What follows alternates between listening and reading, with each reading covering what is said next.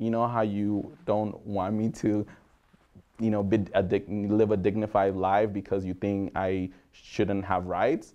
I'm gonna switch that, and I'm gonna do it, through images, through art.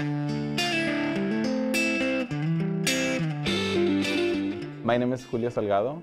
I am an undocumented and queer artivist. When I came to the US, one of the easiest ways to make friends was, they would see me drawing and I would draw the teacher, or, I would draw them and, I would make friends that way. It was my language a lot of the times. It took me 8.5 years to get my degree in journalism that I couldn't really use because I wasn't allowed.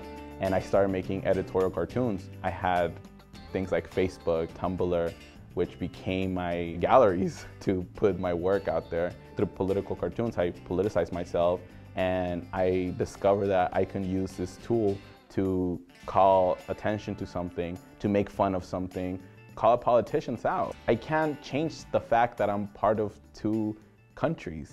I came here the legal way. Around that time, my sister got really sick and she needed a kidney transplant. My mom gave her one of her kidneys. The doctors, told my parents, she either gets a transplant now or she will die. I think any parent who hears that is not going to care about the possibility of an expired passport. You are going to save your child's life no matter what. From when I came here to this country and I was at a 7th grade classroom, didn't speak the language, to now I'm a 29-year-old man who still feels like a boy sometimes. I still don't have, that paperwork. A lot of people say, well, why don't you just pick up your bags and leave? I'm thinking about that right now, and I'm my heart is palpitating. It's going so fast because I'm it's my only solution. I have to think about that every single day of my life, and it's so unfair. We need to imagine different ways of empowering ourselves.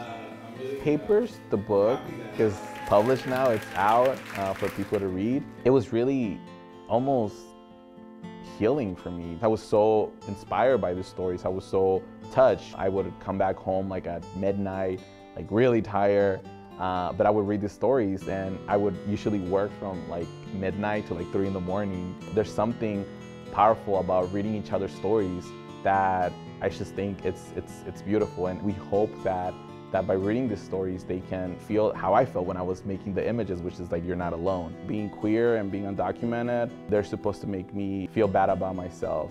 I'm supposed to be this person who is a criminal and is a deviant, but I'm gonna use those things to empower myself.